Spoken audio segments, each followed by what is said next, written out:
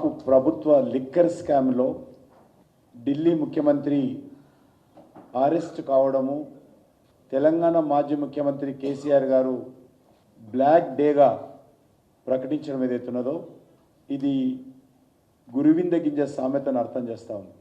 Liquor కుంభకోణంలో ఢిల్లీలో తీగలాలితే తెలంగాణలో డొంక కదిలినట్టు తెలంగాణ మాజీ ముఖ్యమంత్రి కూతురు ఎమ్మెల్సీ కవిత గారి యొక్క లిక్కర్ అవినీతి కుంభకోణం బయటపడింది.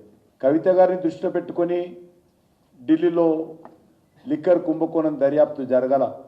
ఆపు ప్రభుత్వంలో జరిగినటువంటి లిక్కర్ వ్యవహారంలో ఢిల్లీ ప్రభుత్వానికి సంబంధించినటువంటి అధికారులు ఫిర్యాదు మేరకే, ఆఫీషియల్స్ యొక్క ఫిర్యాదు మేరకే ఈ యొక్క లిక్కర్ కుంభకోణం పైన దర్యాప్తు జరిగిన విషయాన్ని ఈ సందర్భంగా మనం చేస్తా ఉన్నాను.